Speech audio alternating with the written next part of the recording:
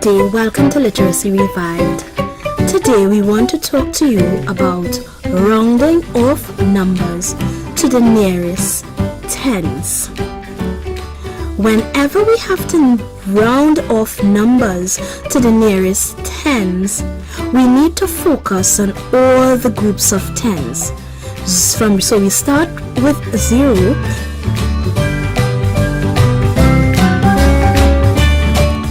We go 0, 10, 20, 30, 40, 50, 60, 70, 80, 90, 100, 110, 120, and we can continue going.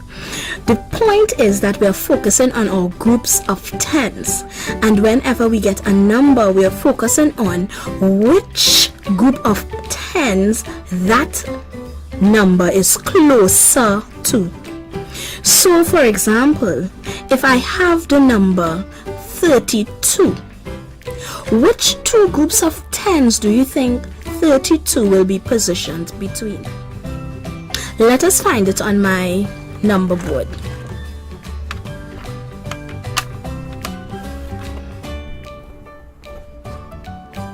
Yes, between 30, because 30 should be here, and 30 or 40. And we said that if we have 100 board, we can put our tile and we can just observe or do a finger walk to see which group of tens it is closer to. And we placed the tile on the number board, and we said that when we did our number walk, it was closer to 30 than it was to 40. So if we have to round that number to the nearest tens, we will get 30. If we have to round the number from 50, let's say 54,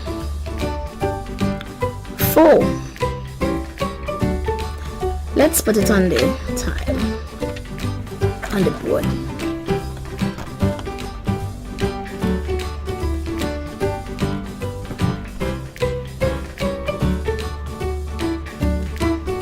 Which group of tens would you say it's closer to? Is it closer to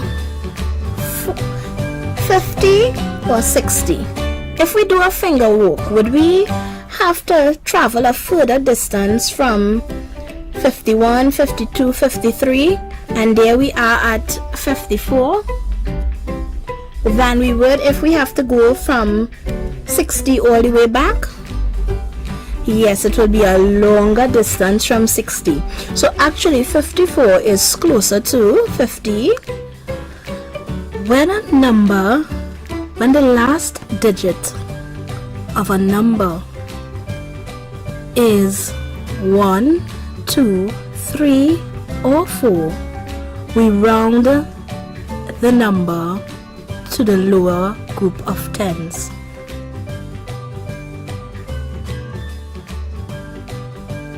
However, if the last digit of the number you are rounding off is 5, 6, 7, 8, or 9, you round the number to the higher group of tens. And that is a general rule that can be your guide along with the concept using the board.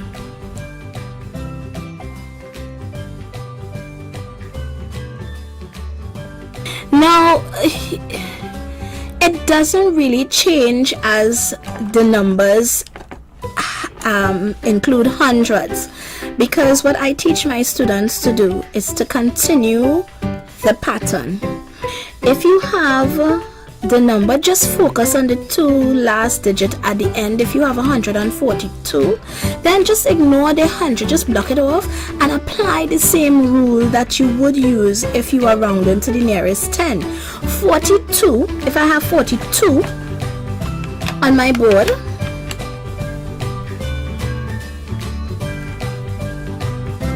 I'm having a bit of a challenge. If I have 42 on my board, it will actually be closer to 40 than it will be to 50 if we do a finger walk to see how far that blue square is from the 40-50 mark. And I would assume, as I told you, I would stick the 10, 20, 30, 40 at the edge so that we don't get mixed up. If I have 127, I would forget the 100 and I will just focus on the 27. I would put the 27 on the board. Yes, mark it off. Is that closer to 30 or to 20? 27, yes, it is closer to 30. If you do your finger walk, you will see it's closer to 30. So that will be 130. If we have to round out 127 to the nearest tens, it will be 130. In comparison, if we have 527, we just ignore the 500 and we focus on the 27, and you will get 530 if you have to round it. Now it's important that you know what the approximation sign looks like. I will put it up for you. Yes, it is very easy to recognize. So you don't write the whole word approximately. You understand that the word approximately means almost or closer to, and you just use your approximation sign when you have to write your number sentence. Usually the sentence will read, round each digit, each number, round the number below to the nearest tens, and then you will be able to negotiate. Now if you don't have a number board, then after you have done it repeatedly, you will observe that once the number ends with 5,